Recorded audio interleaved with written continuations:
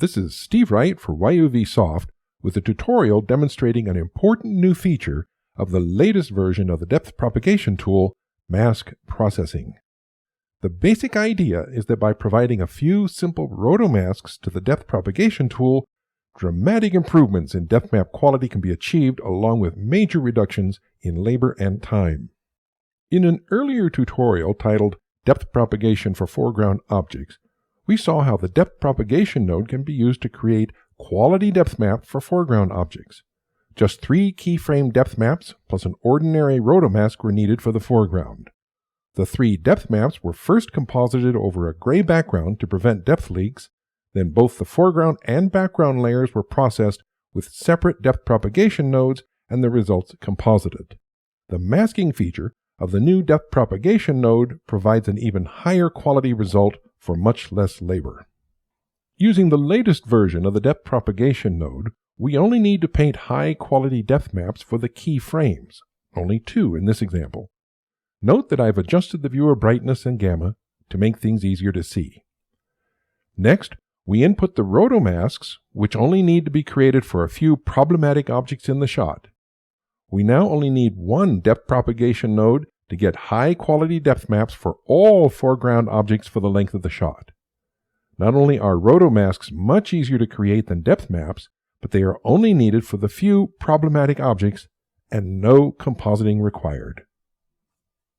Let's take a look at the depth propagation node parameter settings for this example. The processing direction is set to bidirectional, and the mode is set to from previous frame.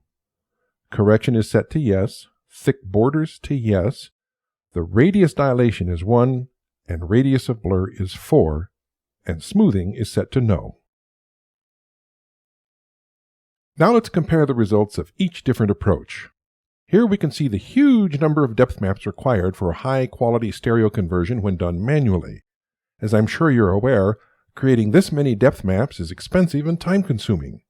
Each depth map must be animated for objects that change depth, so this approach is hugely complicated, error-prone, and labor-intensive.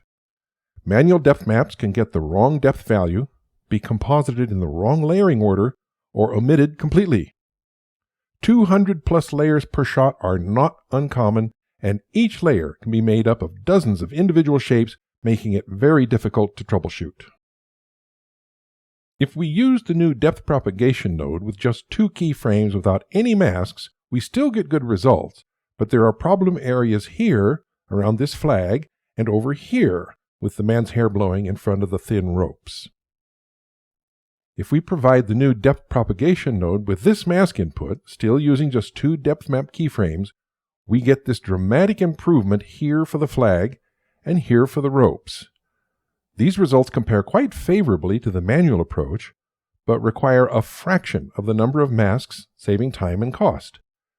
The mask input here only requires masks for the few problematic objects, and these are simple rotomasks, not complicated depth maps. This mask example has rotos for other difficult objects in addition to the flag and ropes.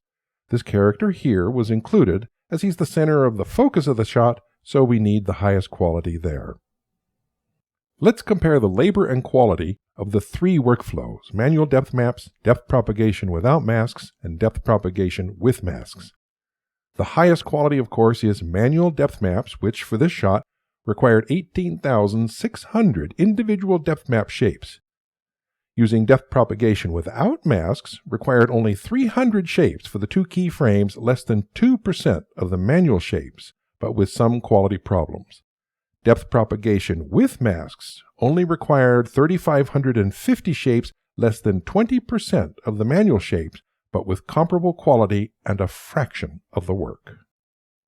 So the new depth propagation tool with mask processing can give you high-quality results with far less labor and no compositing, saving both time and money. The masks for depth propagation have 2 specific requirements. First, they need to be binarized, that is to say, turned to solid white with no soft edges. Note that even the lightest feather pixels have been turned white. The second requirement is for each mask to have a unique gray value so that the software can tell them apart. What gray value you use doesn't matter. You also only need one mask per object, and the layering order of the masks must match the front to rear order of the objects in the scene. Again, make sure that you don't use soft edge masks for the depth propagation mask input. The various masks are combined together into a single RGB image for the mask input of the depth propagation node. Here's a workflow example. Starting with the soft edge rotomask, it's binarized here in the clamp node. Then a merge node is used to apply the constant color to assign the unique gray value. These are then accumulated with merge nodes into a single plate for input to the depth propagation node. You can also pre-process the source clip to improve your depth maps even more. Removing noise or grain from the source clip will produce cleaner edges. Also, you can increase the contrast of the source to improve the separation in areas with low contrast but significant depth differences. Here, this dark area of the bandana is low contrast but greater depth than the head in front. Increasing the contrast like this will help to make a more accurate depth edge. YUVSoft's new depth propagation tool with mask processing is a major breakthrough in lowering the cost and improving the quality of your stereo conversions. A key feature of YUVSoft's tools is that they allow you to put the time and labor only and exactly where it's needed, letting the automated processes do most of the work and still get great results.